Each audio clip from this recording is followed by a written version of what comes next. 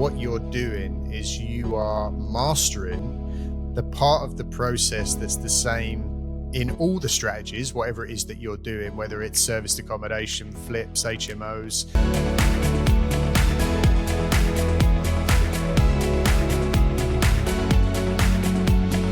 Hey guys, and welcome back to another episode of the Airbnb Nomads podcast. And on this week's Property Education Masterclass, we welcome the incredible Jack Smith, another young, inspiring property entrepreneur. Started off doing flips at just 22 years old, financing his own projects, then moving into the property sourcing space, and now building a mammoth HMO portfolio in Greater Manchester.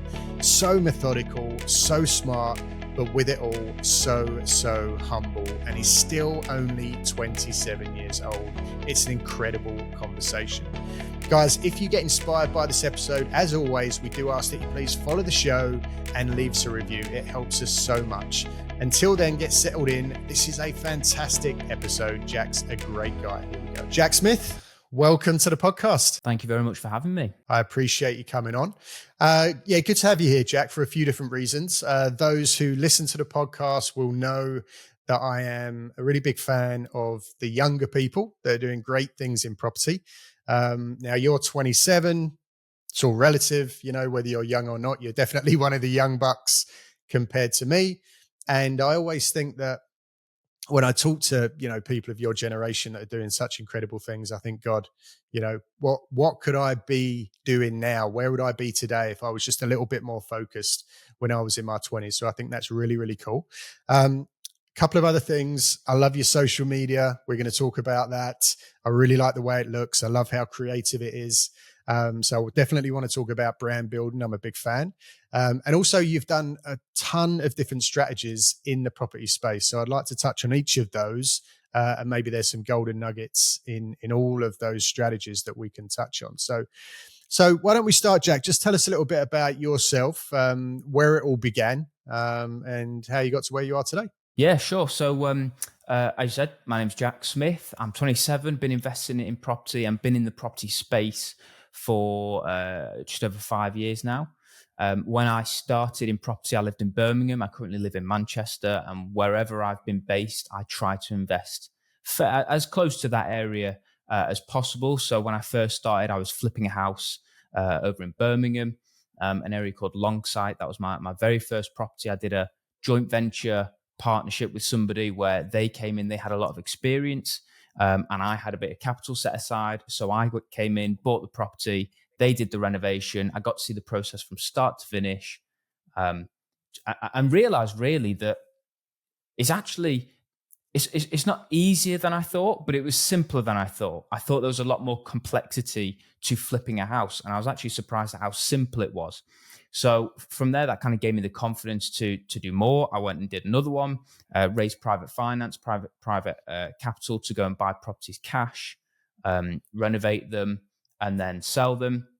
Off the back of that, I was doing direct to vendor marketing, lots of letters, social media marketing, Facebook ads, that sort of thing. And I had somebody reach out to me to say, if there was any properties that I couldn't personally buy because of it not being the right area or not having the capital available at the time, then this person will buy that deal off me and pay me a fee. And I'd heard of deal packaging before. It wasn't something that was a new concept to me, but I was skeptical about whether it was something that legit would actually work. Yeah, exactly. I think everybody is a little bit when it comes to deal sourcing and packaging. It's like, is it real? Yeah. Are people really making money doing this? Yeah, exactly. And then also, you hear about the cowboys as well, and you think, I don't want to get lumped into that category. But anyway, I came across a property, right? And it was about a year and a half into my property flipping journey. And I came across a property. They responded to a Facebook ad, and it was a house in Runcorn, a 3-bed terraced house. And I wasn't really interested in it. It didn't quite work for me. Numbers wise, wasn't in my area. And I just thought, from all the different leads that I've had in the past, every time it didn't work, I would just have to say no to it and just walk away. So I thought, worst case scenario, I send this property information to this guy and he steals the deal from me and he doesn't pay me a fee. well, I wasn't going to make any money from it anyway. So what's the harm? So I sent this guy a message with the address, some photos, and he just said, "Yep, I'll take it at this price. And what do you want to get paid for it?" And I thought, this feels a bit easy. And so I just thought, okay, what's the most money I can think of at this moment in time? And the biggest figure I could think of was 5 grand. I was like, I'll go for 5 grand. And I thought he was going to haggle me down to like two. And he just went, yeah, sure, send me your bank details. And that day I introduced him to the sellers, and I got £5,000 sent into my bank account. So ever since then, I was like a bit of a light switch on moment for me, where I thought, okay, so I can be doing my own deals, I can be doing my own projects, I can be flipping houses, and I'm really getting into it. And then whatever I don't want to take on, rather than leaving money on the table, I can still get paid for that. So I just did that for a while and really just sent property deals to this one person, this one buyer for quite a while, for about 6 months, alongside my own projects. And then I started documenting my journey on social media. Like you said, I've got a YouTube channel, I'm on Instagram, and just started posting about what I was doing. And that's where the deal packaging side of things really started to scale up. People were really interested in what I was doing. I'd flipped a house and I did a video outside the front of it saying, you know, uh, check out this property behind me. Here's the figures. If you want deals like this, sign up to our investor list, just to see what would happen. That video, off the back of that, we got just off that one video, 1,000 investors sign up to our email list. And we've been selling deals to private clients and building property portfolios for clients ever since, really. There's a lot to unpack there, Jack. And obviously, amazing story. Lots of stuff that you've done in such a short period of time. The first thing that I want to ask you about, just rewinding back to what you said at the very beginning, was it was quite interesting how the first deal that you did was structured, because you were, I guess, at that point about 22, and you said that you were the person financing the deal.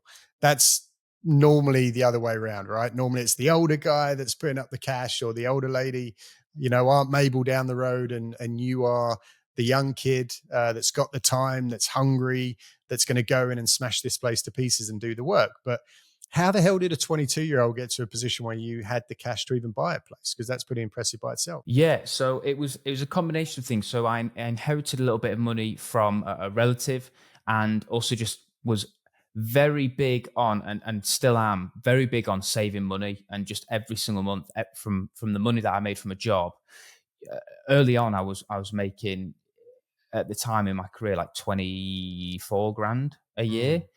And so I've been taking home about £1,600 or something like that a month. I'd be saving half of it, because I was just that strict on what I would spend, and I was really keen on saving.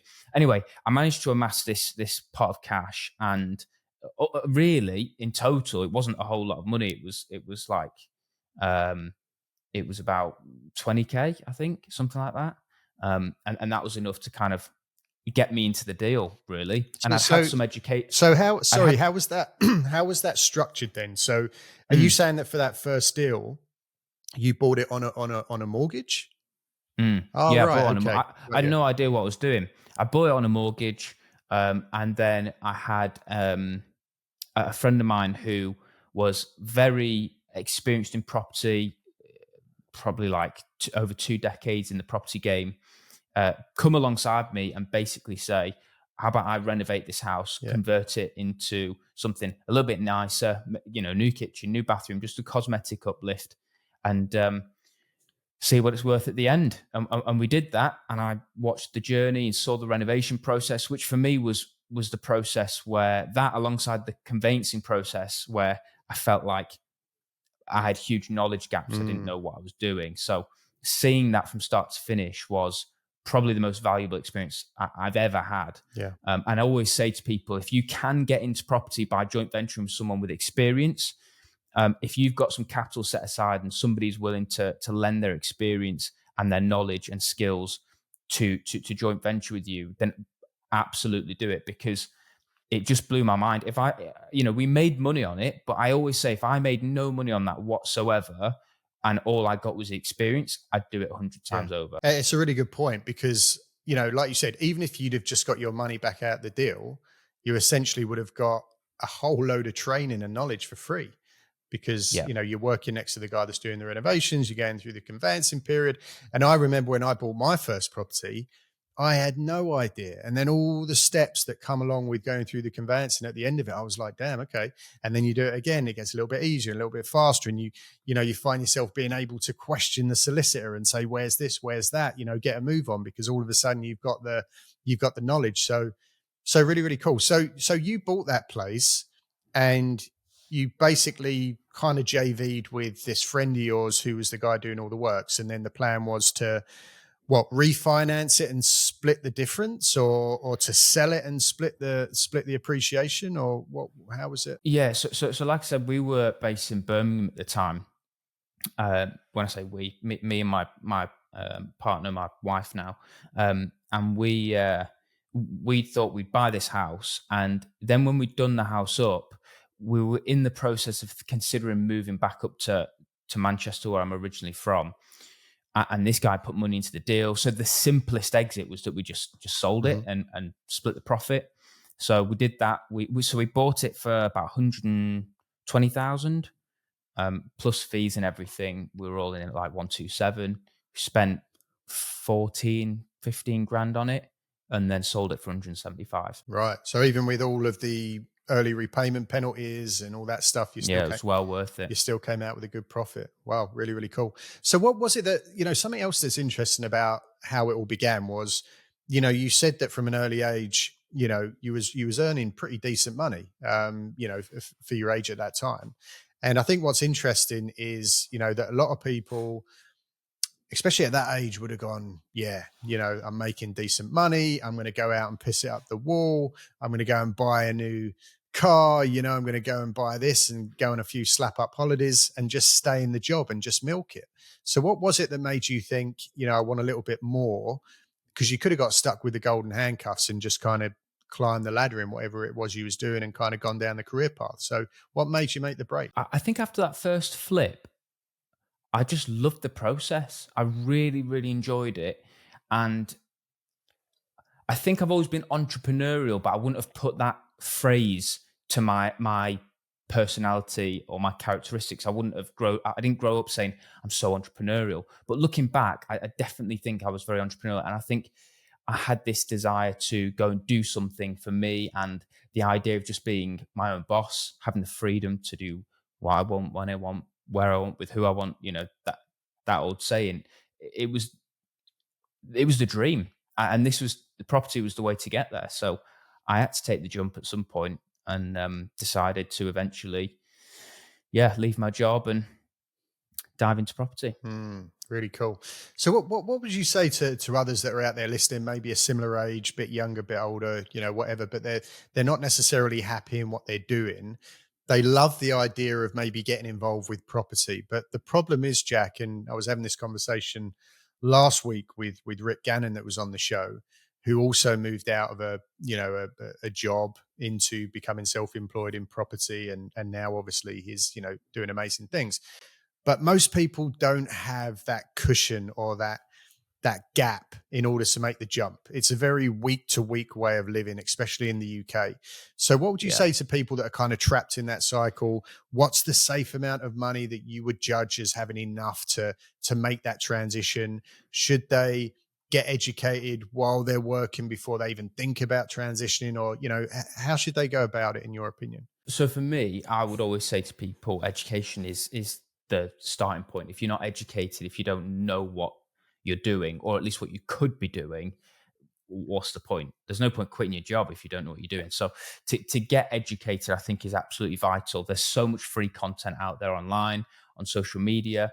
I'm a big advocate for paying to get into the right rooms with the right people to get the right education. Even people will have listened to what I just said then and thought, yeah, that's all well and good that you JV'd on your first deal, but I don't know. I don't know who I could JV with. Mm, Get around people and get into rooms, get into spaces where there are people wanting to do joint ventures, and get around those people, because the opportunities are there. But I definitely think I would start with education. I think you also need to think carefully about and genuinely plan ahead, because a lot of people will flip houses and start quitting that. They'll flip one house, make 30 grand and get so excited that they quit their job. I nearly did that. Thankfully, I didn't.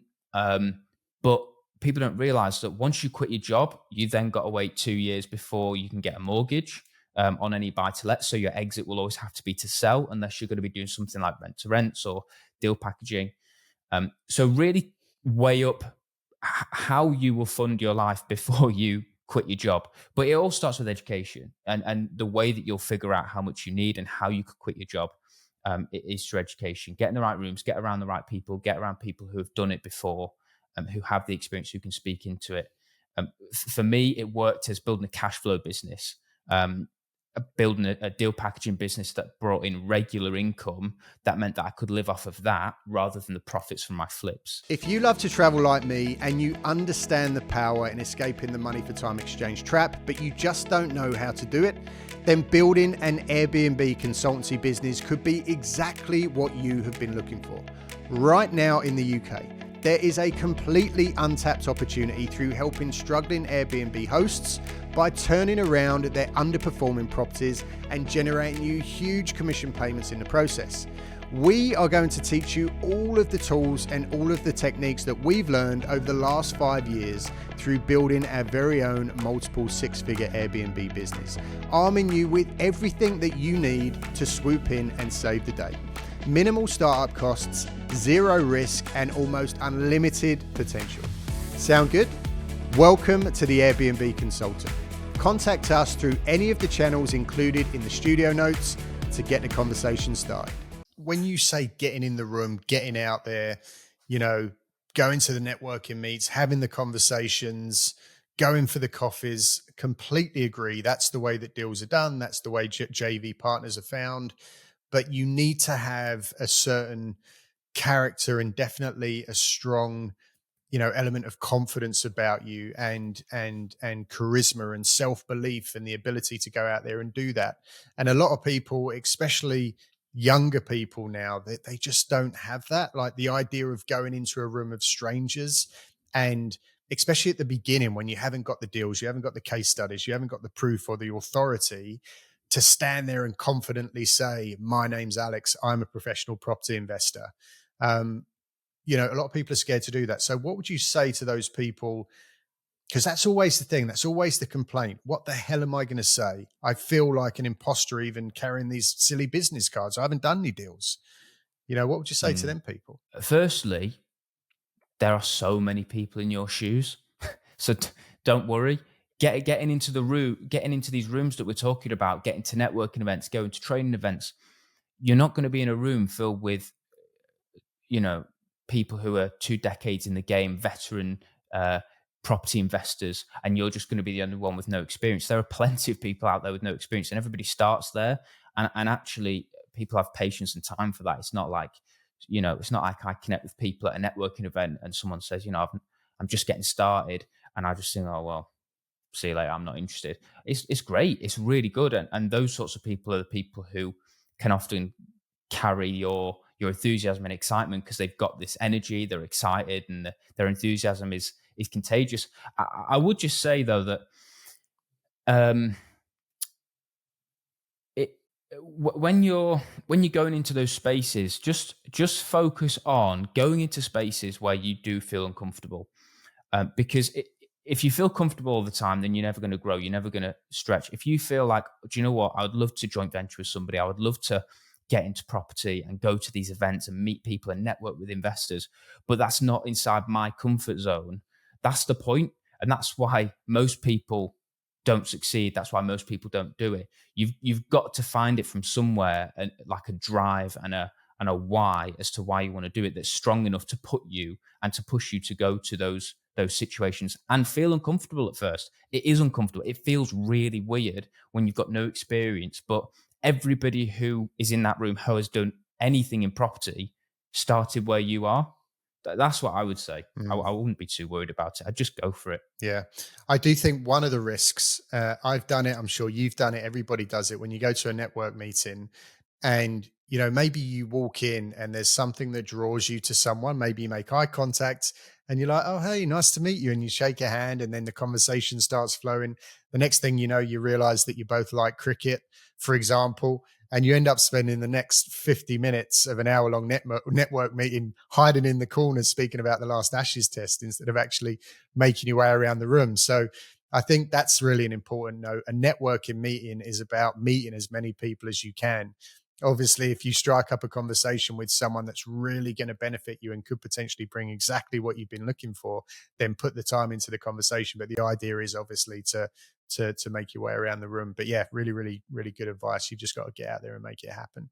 And on that, by the way, just I think it's really good to find people that you click with and connect with, but also, especially when you're looking for joint venture partners or people to work with or people to just get alongside you and encourage you, it's actually really good to find people that are different from you because you can play to each other's strengths. If one of you is really outgoing and really like just loves the idea of going and doing property viewings and doing the deal, and then there's one of you that's really analytical and loves, crunching numbers and behind the scenes stuff, you're very different people, but actually as a partnership, you work incredibly well together. So I would say it's always nice to find people that you click with, but actually to have people who are different from you, I've found and I've experienced with friends and people that I know, that those are actually some of the partnerships that are the most successful. Yeah, 100%. We speak about that a lot, about working with someone, because most people, unless you're a very unique person, very, very confident, very self-driven, most people need to work with someone to give them that accountability. So why not partner with somebody who has the things that you don't have or has the strengths that maybe you're just lacking a little bit? And the perfect combination is what you just said. You've got the guy who's really extroverted, hitting the networking meetings, speaking to the agents, raising the finance. And then you've got the other really analytical spreadsheet guy who's happy sitting at home with his calculator, with his little Mm, spectacles on, doing all the bridging finance and stuff. That's an absolute dream team, and you go a long way if you can yeah. find that person. All right, so we've spoken about your first deal. How many flips did you do before you started putting a lot more time and leaning heavily into the sourcing side of the business? It was probably only like four, because I was doing, and I've shifted it up a little bit much more recently. I was doing the traditional sort of buy, renovate, and sell, which I think is a great strategy and a great model. Um, In a good market. but it's in a good market, but also it's just slow. Yeah. To go out and find a deal, get it secured, get it through conveyancing, purchase it, renovate it, get it back on the market, and get it sold and through conveyancing out the back end. A lot of that is outside of your control and can take months and months. So it's really hard to get any sort of momentum up when you're doing those sorts of deals, and to do a lot of them. That's why I would say to people, if you want to quit your job, don't do it by flipping one house a year, because your profit from that property is going to be eaten up by your salary, and you're just going to stay in the same place. So yeah, we probably did about three or four, and then it was around the fifth one where we started sourcing properties for that client. What was your reason, Jack, for not going straight down the BRRR road? Which for those people listening don't necessarily know what that is. That is when you buy a property, refurb it like Jack's done, and then instead of selling it, you simply refinance it, and then you'd hold on to it and rent it. So what Mm. was the reason that you wanted to sell? Was it just purely to get a big lump sum back in your pocket? Or Yeah, because I didn't have a huge pot of cash. I had more than zero, but I didn't have enough for me to go, right, I'm ready to part with cash and leave money in the deal. Because the reality is, when you do a yeah, buy, refurb, refinance, unless it's an absolute worldie, you are going to have to leave money in the deal, and that is fine. But early on, I couldn't afford to do that. And so for me, every deal counted, and every deal had to go towards building up that cash pot as big as it could get. yeah, makes sense. Have you got any regrets looking back on the properties that you let go? Um, Yeah. just because, from a personal point of view, I'm playing with the idea, maybe with everything that's going on. I've got a property in Manchester where the tenancy's just come to an end, and I'm like, oh, should I sell it? Cash in, get out while I can. Um, but then the other side of me is saying, when you buy a property, never sell it. So, Yeah. what's your thoughts on that? It depends on everybody's circumstances. It's hard because at the time it definitely felt like the right decision. But I did look back at a property that I did. I made a YouTube video about this. I look back at a property deal I did about 3 years ago where I flipped it, I bought it, renovated, sold it. And if I'd held on to it from the rental income, from the capital growth, I would have more than doubled the amount of money that I would have tripled the amount of money that I'd have made if I'd held on to it for 3 years and rented it out rather than selling it. Mm. And that's just 3 years. You know, if I'd held on to that for the next 10, 20 years, who knows who knows what. But I've not got the option now, it's gone. So once it's gone, it's gone. Whereas if you can keep hold of it and refinance later, then you can still leverage the capital that comes with the deal. But once you've sold it and it's done. Yeah.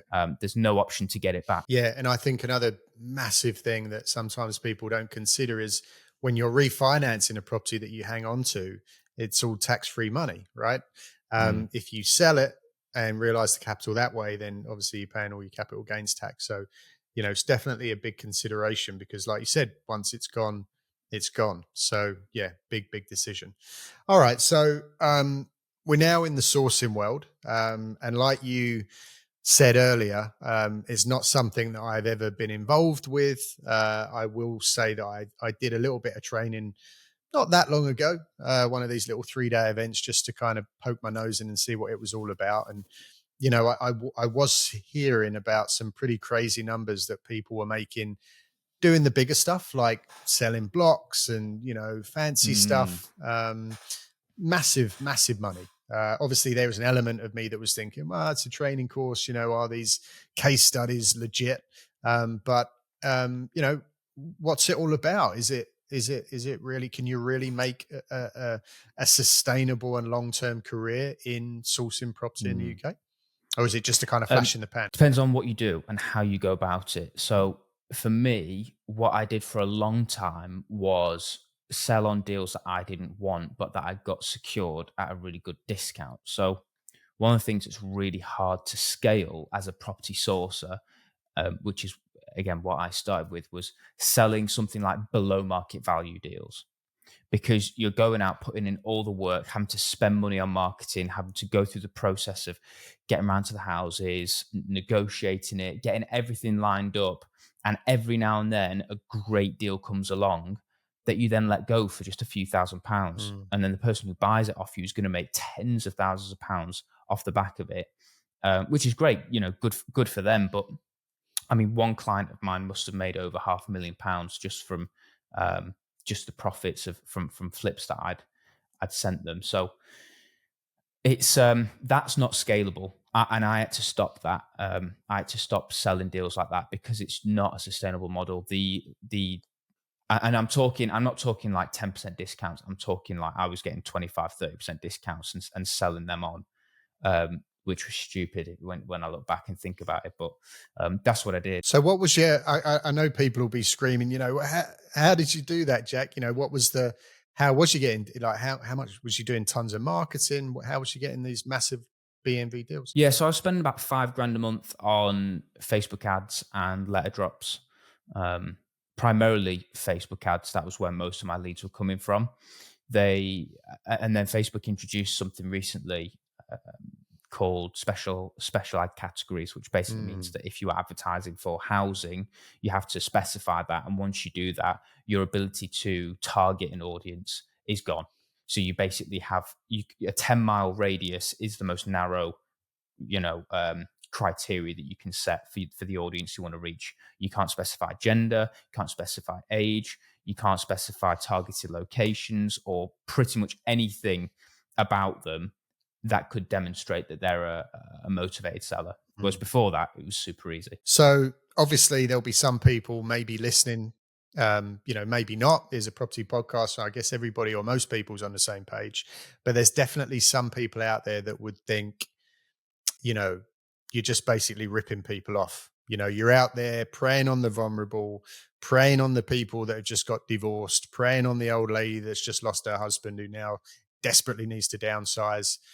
How would you defend yourself when you're out there targeting motivated sellers? I think it comes down to problems and solutions. Any business is the same. If someone's got a problem they need fixing, then there's a solution that can be had, and and people pay for that service. So for me, I was finding properties, and it might have been that somebody was in financial difficulty, and I mean we've got it right now. Okay, so we're recording this at the end of October.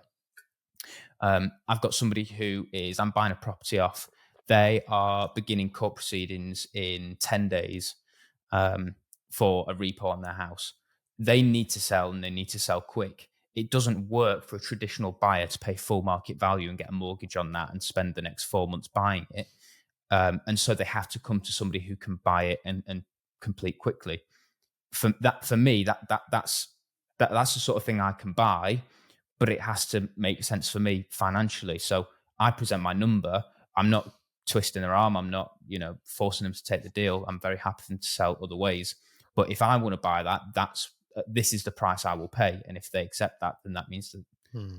they must be happy to accept it. I think that's the misconception that a lot of people have about people like you. They see you as maybe this vulture that's circling, where the reality is that most people, yes, there are some assholes out there that are preying on people who aren't well, or, people who are about to get repossessed and they're basically trying to steal, but for the most part, most people out there like yourself, you're offering a solution to a problem. And if you can't offer that solution, then they're going to be in a much bigger problem where they're getting repoed, they're getting blacklisted, they're not going to be able to get a mortgage and all the rest of it. So, for the most part, it is a service that works if it's done right. Yeah, and I think as well, for me, I've had clients before who have found out later into the conveyancing process of a deal that we've secured for them that somebody is in a vulnerable state, and based on that knowledge, at the last minute they've dropped the price by 20 grand, and that for Mm, me is not okay. Like that's where it becomes messy. And for me, I stopped working with those people because they were very happy to buy it beforehand at the agreed price.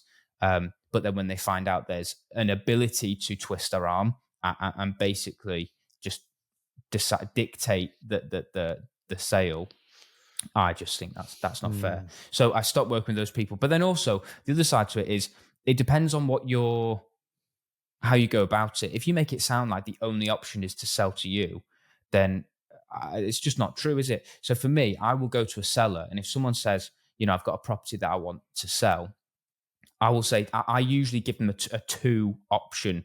I make a two option offer to them. So it might be, okay, so if you want me to buy this, I can buy it. We can complete quickly, get it over the line. I'll pay for your solicitors, no worries, and we can get it done in 7 days. If you want, we could get it done in 7 to 10 days. Get that over the line nice and quick at price X. Or if that price doesn't work for you and you are happy to wait a little bit longer and you've not got the kind of pressure to sell in that time frame, I have buyers that could complete this month in the next 4 weeks, 28 days, who would be able to complete at price Y. Which one sounds better for you? And so that's how I pitch it as an offer.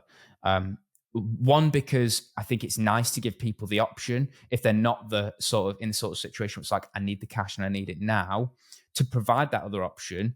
And then also from a sales perspective, it's quite a good sales tactic of, rather than saying, here's my offer, yes or no, it's here's two offers. This, which one would you like? mm. Um, Yeah, and I in, really in like both that. in both ways we can win, and in both ways they can win. So I think it's a fair way to do it. Yeah, yeah, I really like that.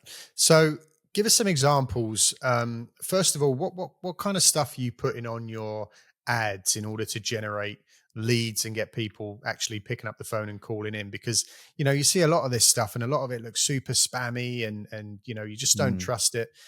So, how do you market yourself as someone who's looking for these kind of properties without coming across as basically someone that's just looking to scam you? Because everybody's a little bit suspicious these Mm. days, aren't they? Yeah, I think whatever you put, people will comment on it saying that you're a scammer and that you're a scam artist. And I've done Facebook ads for years, and pretty much every ad we put out there, there's some negative comments. But you could do that if you put out the most innocent, Yeah. ad in the world, because there's just people out there that like to spam people's posts. For me, what I typically do is I try and make sure the design's good, that it looks nice, and then really just focus on the solution we can provide to a problem. So if someone needs to sell quickly, we can do that. If somebody's in a financially difficult position, then we can pay for their solicitors. We're not going to charge them any fees.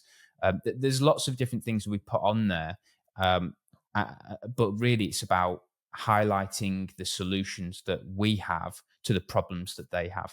And if it doesn't match up, then fine. For most people, it feels scammy when you're not in that situation.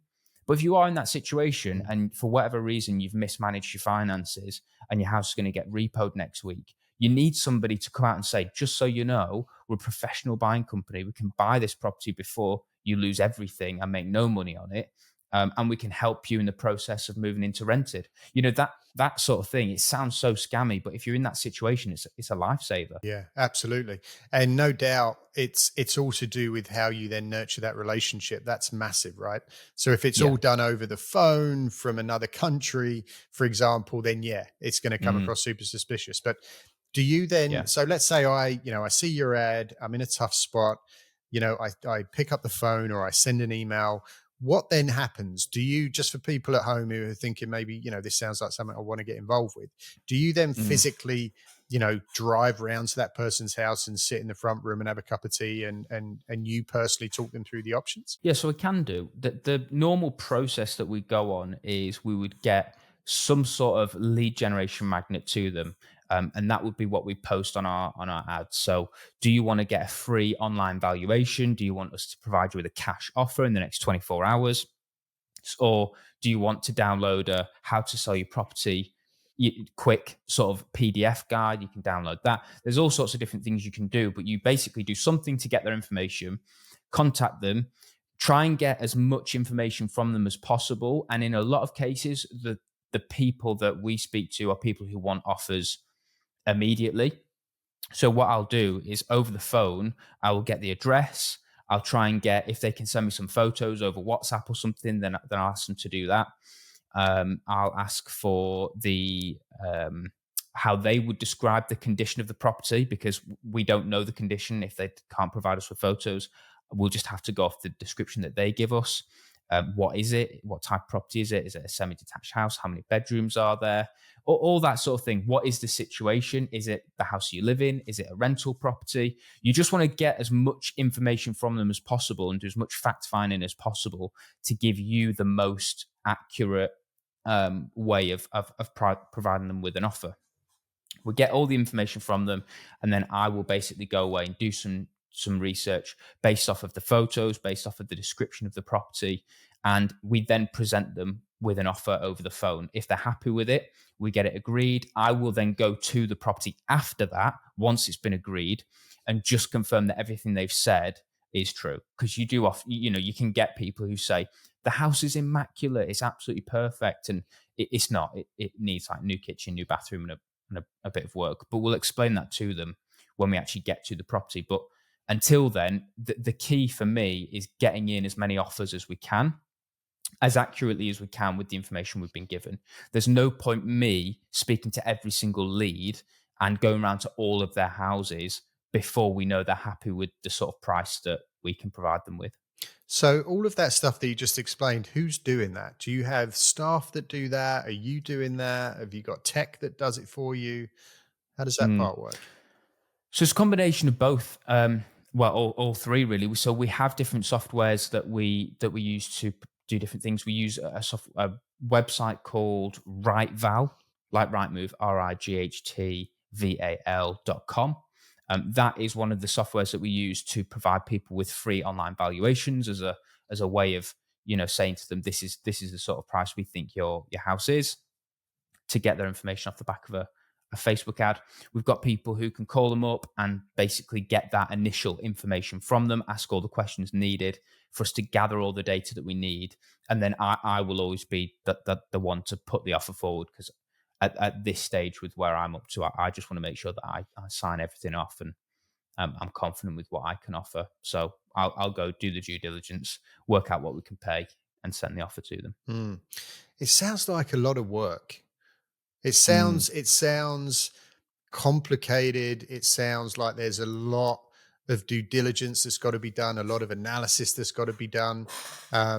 Is it worth it to then get that deal just to sell on? Is it a good ROI on the amount of time that goes in? Yeah, so this is what I'm saying. It's not if your only goal is to source discounted houses. If you're looking for good quality buy to lets, if you're looking for properties you could convert into HMOs, Mm, if you're looking for Airbnbs, then it gives you, and particularly if you look at all of those strategies and you think to yourself, I know how I could exit into any one of these strategies, then it means that every single lead you get in, you don't just look at it from a point of view of, can I get it discounted enough? You could also look at it as from the point of view of, well, does it yield well as a buy to let? Could it be converted into a HMO? Could it be done as service accommodation? Could it be converted into a small apartment units and then rent it out on service accommodation. So there's so many different exit strategies that you can do, and if you're educated in all of them, then it means that you more often than not can provide an exit for that deal.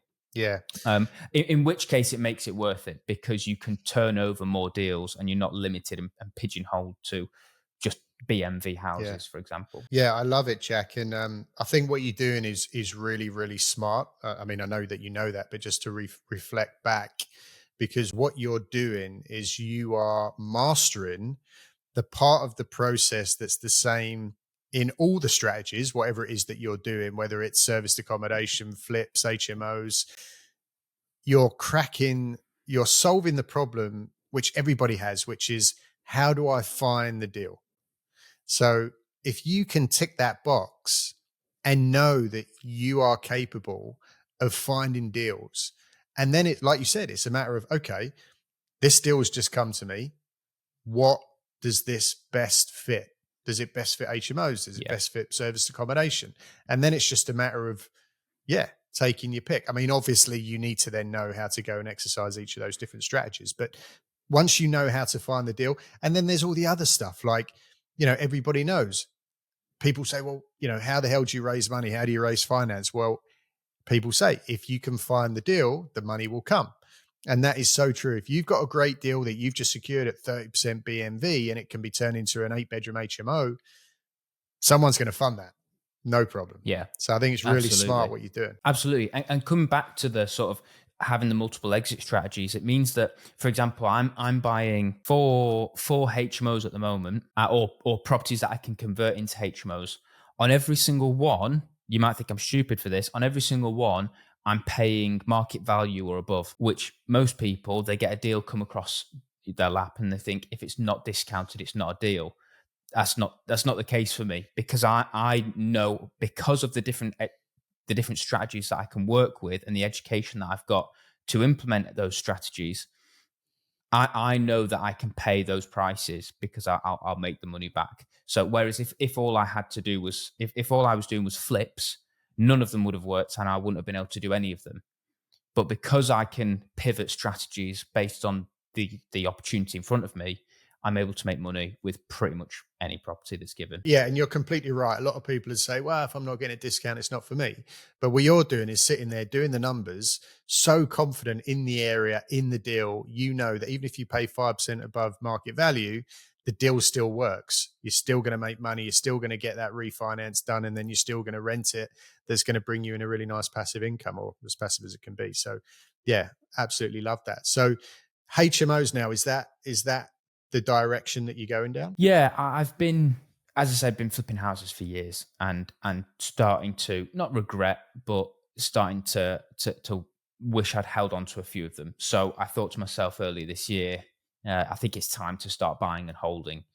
So what I've been doing is after a lot of consideration and working out which strategy I want to go for, I'm specializing in the more luxury HMOs. So we're buying properties, converting them into 5, 6, 7, 8, 9, 10 bed, all en suite, kitchenette, HMOs, going to for like high end stuff, max out the rents, therefore max out the end values, refinance as much as possible, and rinse and repeat. I know that a lot of people who get into the HMO game, and maybe it's a lot more work and a bit more complicated, but they're only going for the big stuff. They're only doing the sui Mm. generis, you know, planning, trying to get that.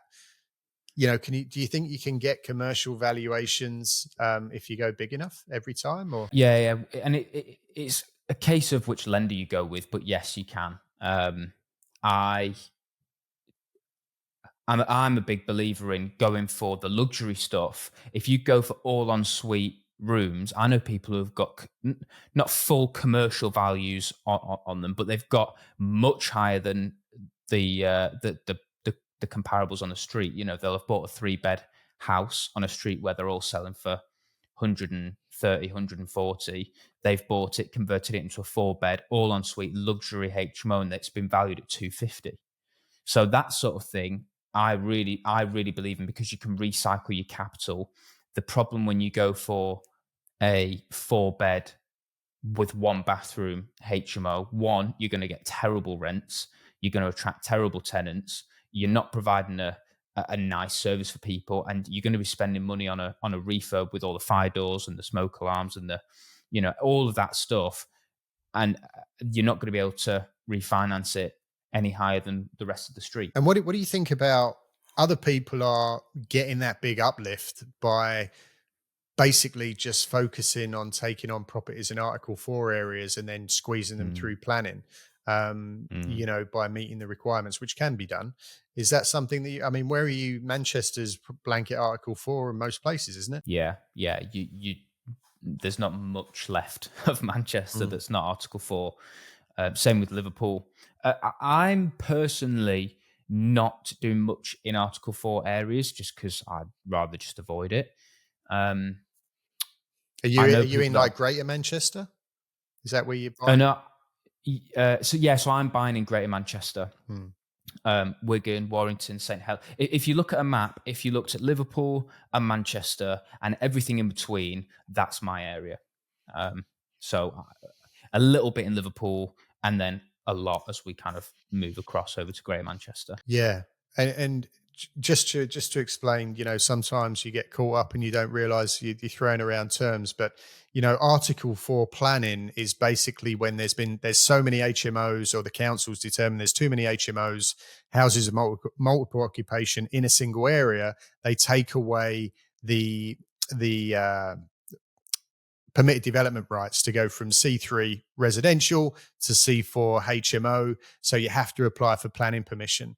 Um, but you can still get it done. A lot of people do use that as a strategy. So if you're going a little bit outside of Manchester, you're going into Greater Manchester, what are your kind of tick boxes that you've got to still meet? Because there's a very fine line, isn't there, between, well, I've got to stay close enough to where all the action is to make a HMO work, but I need to go further enough out to get away from Article 4. So, how do you find that kind of middle ground? I think it's all right. I think it just comes down to comparables, doesn't it? I think it's supply and demand. Is there demand for the HMO rooms in the area? Are people willing to pay a premium? Or for me, I like to look at people who are willing to pay a premium for a high quality room. If I provide somebody with a huge room with a kitchenette and an ensuite, are they willing to pay £700 a month for it, even in the areas that might not be city centre? And in a lot of the areas that we're looking at, they are. So, we're getting ridiculous rents on some of our units, to the point where it just seems ridiculous. But people are willing to pay it, and the way that I look at it is, you've got people making a lot of money who almost use HMOs as you pay a subscription to your housing. So you'd rather pay one flat fee to get a nice high quality home with a nice big space, ensuite, kitchenette. You don't have to go and mingle with all your housemates, but it's not the cost of an apartment, which might be an extra few £100s a month, plus bills, plus Wi-Fi, plus everything else that comes with actually renting your own place. So you're just paying that flat fee, and you just know that this is what's going to come out of my bank account every single month, and that's it. And they treat it like a luxury subscription to housing. Love it. And to be honest, Jack, it's one of my regrets in property.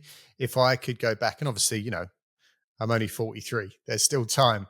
But if I could go back, I definitely would have put a lot more time into the HMO market because, you know, the UK, there's only so much land. It's a cliche thrown around a lot, but it's true. There's a massive housing crisis. No one can afford to buy. HMOs aren't going anywhere. Serviced accommodation, is going to start getting squeezed at some point. I think HMOs still going to work, but obviously, there's going to be more compliance and licensing that comes in like there should be.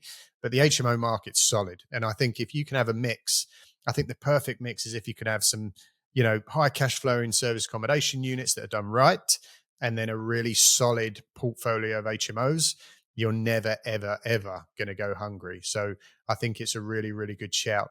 A few things that I'd like to throw at you, though, that a lot of people are worried about when it comes to HMOs that immediately come to my mind. You're talking about doing the higher end stuff, and you're talking about doing large all en suite HMOs. So immediately that comes to my mind is, are my luxury HMO places going to get trashed every 6 months because of the demographic of client, which you can do as much reference in and due diligence as you want, but it's just a fact that HMOs can attract, some wrong uns. It's just the way it is.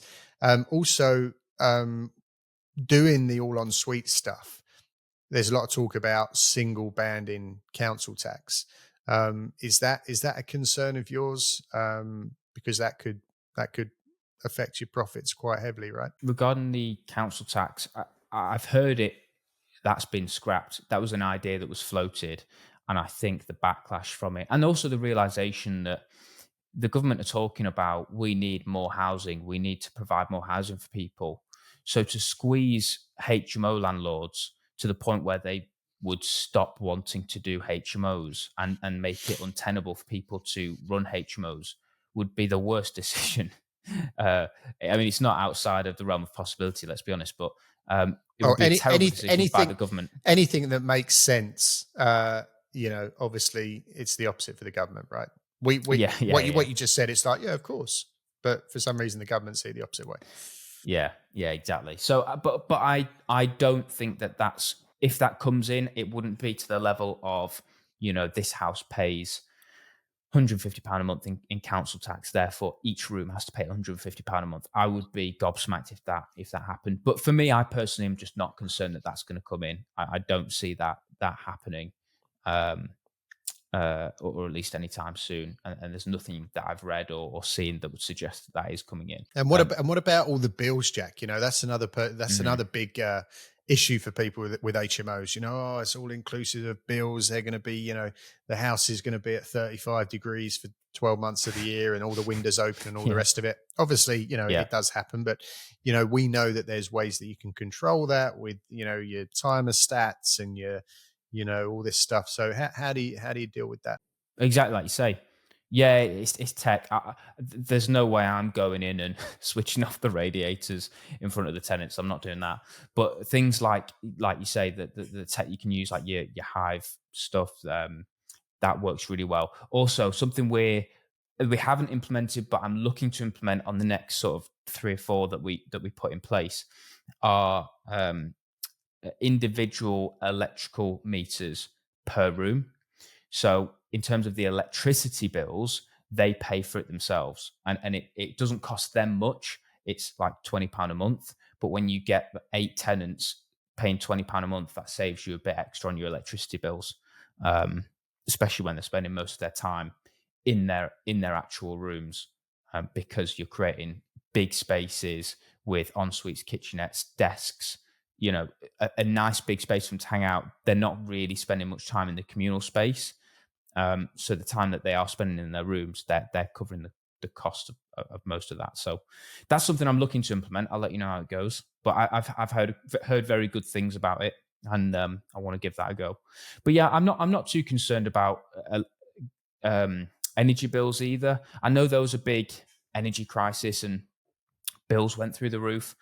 The reality is, like, bills may be doubled, but when you're talking about HMO, that's gone from bills being £200 a month to £400 a month. And when you're making £3,000 to £4,000 a month in rental income, an extra £200 of costs, it doesn't kill the deal by any stretch. So again, not something I'm nervous about. And a bit like interest rates and a bit like anything else, if costs go up, then unfortunately rents do, because you've got to be able to to cover your costs. So I think everything that you just said there, Jack, is just a mindset thing, isn't it? And everybody that comes on this show and throw problems at them and, yeah, what about this and what about that? And, you guys always come back and you say, well, if it happens, we'll deal with it. And, oh, well, if it happens, we'll put the rents up.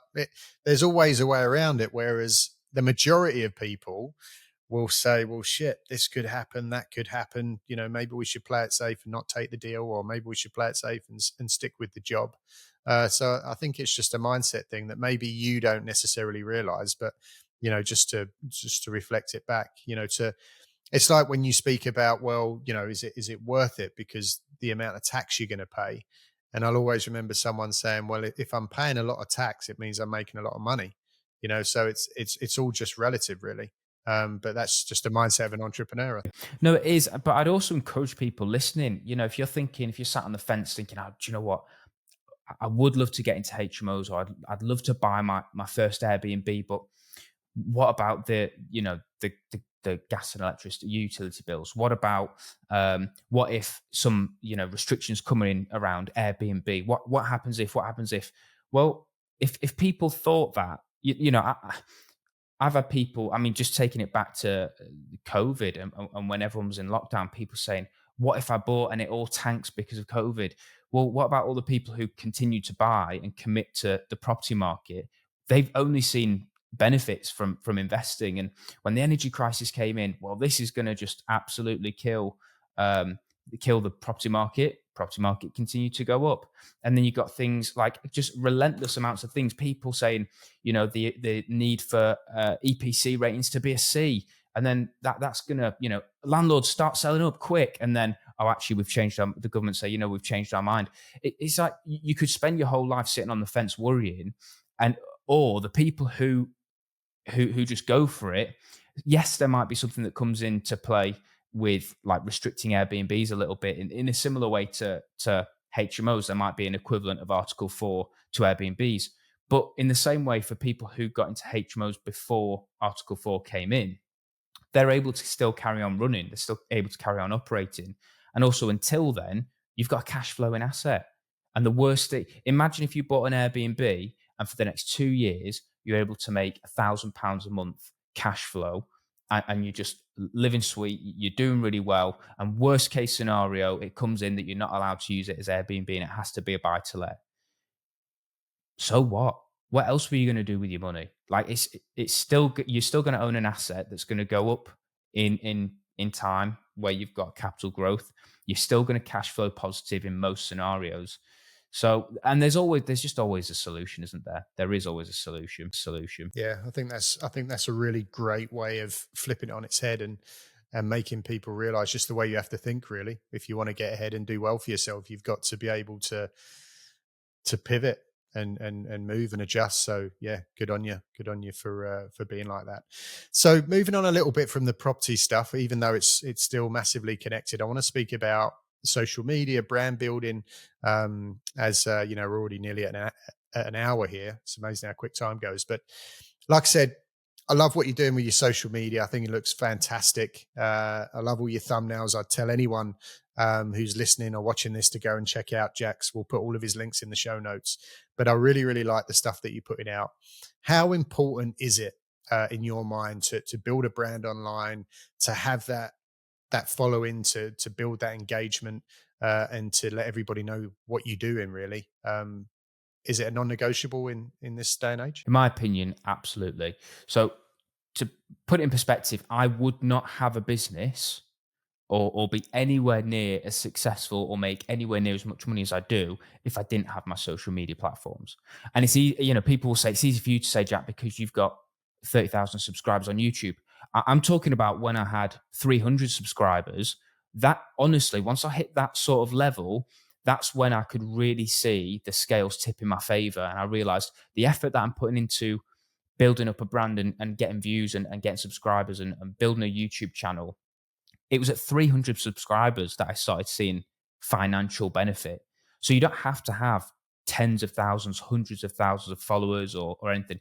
It's about building a brand, building a presence, and leveraging that audience. And the way that I kind of kept myself motivated to go in the early days when I post and get 30 views on a video, 40 views on a video. I'd think to myself, I've sat down, recorded some content, and 50 people have watched that. Okay.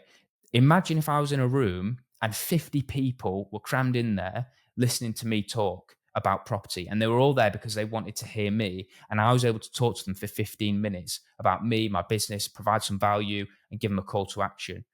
You That's an amazing opportunity, but because it's a number on a screen, people neglect it. And then you might have the odd video where it gets 1,000 views. Imagine 1,000 people in a room coming to listen to you talk about property because they want to get into property. It's just like a no-brainer. For me, it doesn't make sense why you wouldn't do that. It's just a no-brainer. 100% agree. And I've said it more times than I can remember. You've got a shop window to the world, and it's free. And so many people don't use it. So many people only ever just lay on the couch and scroll TikTok consuming content, but they never actually create any. And I think there's a few reasons for that. I think obviously the first thing is that people are, shy. They don't have the confidence to put themselves out there. It's understandable, but it's going to come in time. I think the biggest thing is that people don't know what to put out there. And the easy go-to that you hear time and time and time again is, well, I'm not doing anything. Jack, I don't have 20 HMOs that I'm ripping apart to put out amazing content. I'm just at home, in my little office trying to find my first deal. Who the hell cares about me? That's the go-to. It's an easy one to understand. But what I try and say is that, I say this to our mentees, it's like wherever you are, even if you're just, searching Rightmove, trying to find a deal, that's content, because you can show, what are the filters that you put in? Why are you looking for that particular property? Why are you looking in that particular area? What are you looking to do with the property if you can secure it? Document the phone call that you put into the agent to make the viewing. So there's content everywhere, but it's just recognizing where it is. Yeah, absolutely. I always say to people, rather than thinking about I've got to create videos, think I've just got to document what I'm doing. So rather than saying I'm stood outside my latest flip where I've made 100 grand, you don't have to do that. You could just go, today I viewed 5 properties. It's a Saturday. I work a 9 to 5, Monday to Friday, and I've spent the week getting block viewings on this on 5 different properties. Come around and watch, see what we learn, and then just do a quick video, take a couple of photos of the property, the ones that you're looking around, and then you could talk about, here's 3 things I've learned from the 5 viewings I've done. Within just that one day of viewings, you could get like 10 pieces of content by just documenting what you're doing, documenting what you're learning, and documenting your next steps as a result of what you've done. But have you got an editing team? Because your stuff obviously looks quite professionally done at this point. So obviously you didn't begin with that. How did you start? Literally just doing little selfies and. Yeah, so I actually really enjoyed filmmaking when I was younger. So when I was in college, I did photography, and I always liked getting a camera and making videos. Even when I was younger than that, I just loved making videos about random stuff. That was more like going to the Peak District and filming hills and leaves and rubbish like that. But then when I started creating content around property, it was because I thought, right, I love this idea of making content, and I love the idea of shooting stuff, filming stuff. So now I've actually got a subject to start filming about. So that was the reason why I got started. And yeah, I just started doing it all myself. And I thought I was amazing to start with. And I look back at those videos and think, goodness me, it was awful. But you just got to take that step. You just got to keep going. And your first piece of content isn't going to be your best. It's not going to be your last. So just keep going. Just keep on going. I've got now a team. I've got a social media management company. They'll help me with thumbnails and ideation. I've got a videographer, video editor. So there is a team behind me now, but that is really, really recent. For a long time, it was just me, my phone, and iMovie. iMovie. And are you Yeah. are you monetizing stuff yet? You monetizing YouTube or anything? When does that time come? Yeah, you monetize. I think it's changed recently. When I started, I think it was 1,000 subscribers and 4,000 hours of watch time is what you needed to start monetizing. And it's all right. I mean, at the moment, it's a few £100s a month. It's not loads. It's Still, better it's than nothing. still a lot of money to a lot of people. An extra few Well, £100 a exactly. month. Yeah. Yeah. But I mean, that's with a team behind me. Mm, That at the highest point that I got when it was just me, I was making about £800 a month. wow. And that was when it's just me filming and editing. That was a one video a week sort of thing. But YouTube for me is the best platform to be on. YouTube, any sort of long form content, I think is great. The podcasts, amazing because people actually get to consume a good amount of content from you, get a lot of value from you, and you're able to build rapport and relationship with people. Anyone who's made it this far into the podcast has now spent an hour with me. They've spent an hour with you. Mm, Um, so there's a level there where they'll know us better than if they watched one of our 30-second videos on TikTok. yeah. Um, And I also think what people miss with podcasting is that you own the content. So you can mm. spend 5 years loading up your YouTube channel, and then you could potentially get censored, taken down, have it all removed, lost for good. If you ever get to the point where you can start manipulating economies, Jack, you have something to shoot for. But it is possible. But with podcasting, it's your content, it's there for life, you own it, no one can take it away. So it is quite powerful. Some good tips there, mate. And yeah, like I said, go and check out Jack's stuff for inspiration. And don't underestimate the power of social media. If you do it for long enough, if you're consistent enough, my guest last week, Rick Gannon, I personally know he's told me the kind of money that he's making off social media, and it's big money, big money. But he's been doing it for a long time, and he's incredibly consistent, and he's genuine, and people like that. So if you're going to do it, if you're going to do what you're doing, like you said, why not document it and put it out there? And over time, it's going to grow. So as we start to think about wrapping up here, Jack, like, I think it's amazing what you're doing. I think it's so inspiring for younger people. I say younger people. I know that you're not 18, but you're not, 50 either.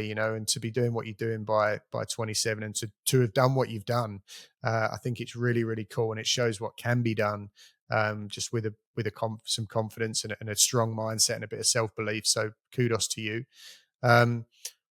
What's the goal here? Where are you trying to get to? What's the reason? What's the why? Is there a blueprint that you've got taped to your bedroom wall? Do you do your affirmations in the mirror every day? Like, where are you trying to get to? I don't do my affirmations. Unfortunately, that's not something I do. But I do like to set goals. I like to have an idea of what I want to achieve. I think I was actually talking to some people about this. I was down in London not too long ago with some property people out for dinner, and people saying, what is the end goal? And I think it's a hard question to answer in a concrete way, because I think it regularly changes. But ultimately, it comes down to from like a practical sense, is building a portfolio that creates ultimate freedom for me and for my family. But I think in all of it, it's about playing the game. It's about building businesses. It's about building a property portfolio, and who I become in that process and along that journey. I've seen over the last 5 years, I'm completely different to who I was when I started. If people go and check out my YouTube channel and see my very first videos, hopefully you'd see that a very different person, because I've just learned, I've grown, I've stretched myself, pushed myself to my limits at times, and I just love it. I just love the process. And if you're anything like me and you just want to grow and improve as a person, as an entrepreneur, as an investor, then that's for me. That's the goal: is to continue to grow and continue to improve as a person, as a dad, as a business owner. Are you Yeah, a dad? I am. I'm a dad. Oh yeah. I'm a husband. Wow. Yeah, I've been married for 5 years. I got into property a month after my wedding. So I've been married You're to the. too young to have a kid and a business and Yeah, a yeah. wife. Yeah, I always say to people, I've been married to the game as long as I've been married to my wife. But yeah, so yeah, no, got a 1.5-year-old. She's a little dream, but yeah, she also she makes you made me really think and step back and kind of go, what is the goal? What is the dream? And in a lot of ways, it's given me more drive than ever to push on and build the business and build something substantial. But at the same time, it also makes me realize that without a why and without something to aim for, it's all just meaningless, isn't it? So Mm, for anybody listening, if you want to get into this, just know why you want to do it, and then just take the actions to get there. yeah, good stuff, mate. Amazing, amazing. So, a couple of last questions here. Any regrets? Any big regrets? Things that you would have done different? Any big deals that stand out that just went completely south? What I like is that I've never invested in a property that's lost me money, um, so that's good. um, I think I. It's also hard to say regrets as well. So, for example, I started a business. I started an estate agency a couple of years back that didn't work. I lost about £40,000 in that process over the space of about 6 months. Um, and you could say, you know, most people probably think you lost 40K. You must regret that. But I just see every failure and every setback as it's just a lesson. Mm, And actually that taught me so much about hiring correctly, about making sure you've got the right team in place, about making sure that your joint venture partners complement you, um, rather than kind of overlap you, I guess. And it also gave me lots of things to work on in terms of marketing and sales and leadership. It just so much I was able to learn from that experience. So yes, it cost me, and yes, it wasn't a fun experience. I learned so much from it, and again, it kind of contributes to making me into who I am today. I wouldn't be who I am today without the failures along the way. mm. Um, so probably not massive regrets, but yeah, mistakes definitely. But like we said earlier, you've just got to learn to roll with the punches and realize that failure is not final, and there's always a solution, and there's always a way back up. Yeah, good stuff. And lastly, what's three bits of advice, for anybody listening at home who's inspired, desperate to take action, not too sure where to start, looking at you, very inspired and realizing that, they want to get out the job and they want to go and achieve their best self. What's three things, three big action steps that they can take, that they can implement today, that's going to start getting them on their way? Talking practically, I would genuinely, if you feel like you maybe sat at home listening to this, or on your commute home from work or to work, and you're listening to this and you're thinking, do you know what, this is genuinely inspired by, I genuinely want to get into property now, and I want to take that next step, but I don't know what to do. I would start by sitting down and working out what you want. What is your why? What is the reason you want to get into property? Yes, it's nice to say I want to own a property portfolio. Why do you want to own a property portfolio? Because I want the cash flow. Why do you want the cash flow? Because I want financial freedom. Okay, what does financial freedom look like? Just keep digging until you figure out exactly what it is that you want to achieve, and set yourself some targets. And remember that what you can achieve in 10 years is massive. And people, what's the phrase? It's people overestimate what they can do in a year, underestimate what they can do in 10. And that's definitely true for my journey. I thought I could do way more than I did, and in the first year. But now 5 years in, I'm way further than I thought I would be. So it's one of those. Just set clear goals, work out why you want to get into property, um, figure out your why. And then step number two, I'd get educated. I'd absorb as much free content as possible, your podcast, my YouTube channel, books, anything you can. Get as educated as you can. Pay to be in rooms, get to networking events, get to training events, partner up with people, and just start doing it. I think one of the biggest hurdles for people is just indecision. And so I'd figure out why you want to do what you want to do. I'd set some clear goals. I'd go and get educated, and more importantly, get into rooms with people who think like you, because you're probably not around those people at the moment. Maybe in your workplace, in your family, in your friendship groups, you might not be around the people that think like you do, where you think, I want to start an Airbnb business. I want to create cash flow. I want to make 10 grand a month profit, and I want to do this and I want to do that. You tell that to the wrong people, and they'll just bring you down. So get into rooms, into spaces where people will affirm that and believe in you for that. And then, step number 3 is take action on it. Whatever you've learned on that journey of step number 1 and 2, don't overthink it, because honestly, even if you do what I did and you lose 40K on a deal, genuinely there's a way back from anything. It's not, failure's not final. So just go for it. The more you fail, the quicker you'll learn and the further you'll go. Yeah, good stuff, Jack. I mean, so much value there. So many tips, so much value, so many nuggets on, just getting started, pushing forward, being consistent, and just getting it done and taking action. Definitely learned a lot from that conversation. So really, really appreciate it. Is there anything that you're looking for specifically right now? Anybody that you're looking to connect with out there, specifically raising finance or opportunities of people to get involved with you on some joint ventures? You got anything going on at the minute? So joint ventures at the moment, I've got quite a few going on. So I do occasionally open up space to joint venture with people. At the moment, that isn't available. But if you can connect with me on social media, then when that opportunity comes up, then you'll hear about it. But no, I'm just trying to offer as much value as possible to people. If you check out my YouTube channel, and if you find it helpful, then subscribe to that.